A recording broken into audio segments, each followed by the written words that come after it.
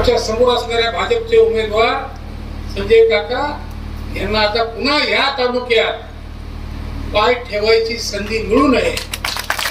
अविरत steel and furniture centre Salgare. आमच्याकडे steel भांडी, संसार उपयोगी साहित्य, sofa set, furniture, LED TV, आटा चक्की, वॉशिंग मशीन, फ्रीज व इतर इलेक्ट्रॉनिक साहित्यांचे असंख्य व्हरायटींचे भव्य दालन. आता लग्नातील संसार सेटची चिंताच नको. मनाला भावणारं आणि नजरेत भरणारं सलगरेतील भव्य दालन. अविरत स्टील अँड फर्निचर सेंटर. 0% व्याजदर, आधार पे उधार ऑफर. या पहा, आधार द्या, उधार घेऊन जा. आमचा पत्ता रवींद्र वस्त्र निकेतन शेजारी सलगरे. संपर्क 9284016900 व 9901920551. प्रत्येक बातमीतील घटनेच्या वास्तविकतेची तुलना थेट पाहत रहा चांगली अपडेट. लोकसभा मतदारसंघाची निवडणूक याची प्रचाराची मोहीम सुरू आहे आणि आज आपल्या पुढे या मतदारसंघाचे उमेदवार सन्माननीय विशालदादा पाटील यांनी आपली बाजू मांडली. निवडणुकीत पहिली पायरी तिकीट मिळवायची. पहिल्या पायरीवर काय झालं ते अतिशय स्पष्टपणे त्यांनी तुमच्या समोर मांडलंय. राजकारण किती अवघड असतं याची खरी प्रचिती तुम्हाला आज आली असेल. त्या तिकीट मिळवण्यापासून डावपेच सुरू झाले ते आज निरनिराळ्या प्रांतांचे मुख्यमंत्री आणून आरोप करेपर्यंत हे डावपेच सुरू आहे. मला हे कळत नाही, भाजपला सुद्धा काही लॉजिक कळतं का नाही, मला शंका यायला. एका अतिशय कमी किमतीच्या खासदारासाठी एवढी मोठी ताकद हे भाजप कशासाठी लावतंय? भाजप लावत नाही, एकटा फसवणीच लावतो, दुसरी कुणी लावत. काय अडकलंय की मी सुद्धा बरंच हुडकायचा प्रयत्न केला पण काय मला सापडलं. आणि म्हणून या निवडणुकीत फक्त एक निकाल नाही घ्यायचा, 2 निकाल घ्यायचे.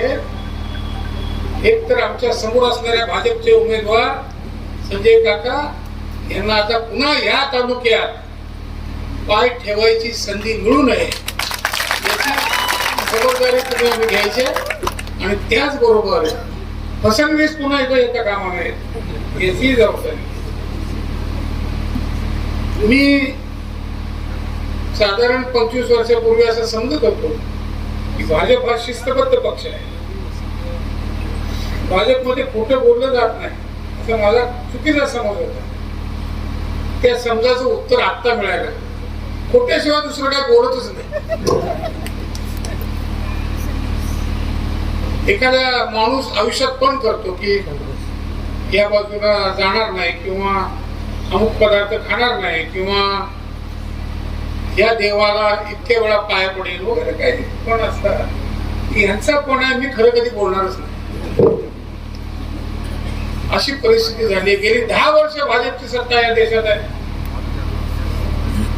अनेक अपेक्षा लोकांच्या खुलल्या होत्या की आता आमच्या जीवनात आमूलाग्र बदल होईल.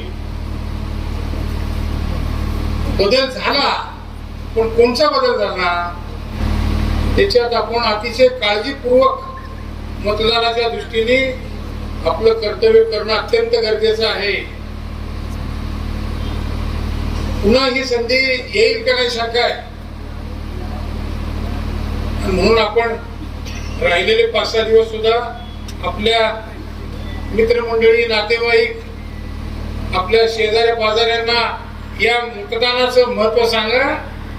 100% मतदान प्रत्येक गावातच झालं पाहिजे असं आवाहन सकाळपासून किंवा या सगळ्या प्रचार मोहिमेत गेली 15 दिवस करतोय. आपण त्याच पद्धतीने हे मतदान 100% घडवून आणण्याचा प्रयत्न करा. टक्केवारी वाढली की ती वाढलेली टक्केवारी आपल्या फायद्याची आहे हे नक्की. मला सुद्धा काही लोक भेटले. मी मुंबईला त्याच्यानंतर गेलो होतो त्यावेळेला चौकशी केली की कशासाठी कमी केला दर. नाही, त्याचं रिस्ट्रक्चरिंग करायचं आहे. कशाला रिस्ट्रक्चरिंग म्हणलं, खाली स्ट्रक्चरच पडायला लागले सगळ्यांना, रिस्ट्रक्चरिंग कशाला करताय? काही उत्तर नव्हतं. हे मुद्दाम केलं. तुम्हाला यांची ओळख किती आहे मला माहित नाही, पण यांच्या नाड्या बघून बघून आम्हाला सवय झाली. यांची जी प्रवृत्ती आहे ती या देशातील ग्रामीण भाग पूर्णपणे उद्ध्वस्त झाला पाहिजे. त्याला कारण बरीच आहेत आणि जुनी आहेत कारण फार. त्यामुळं या भागातील लोकांनी लाचारीने जीवन जगण्याची पाळी घ्यावी अशा पद्धतीचा विचार हा या पक्षाचा आहे. तो आता विचार आपण थांबवला पाहिजे.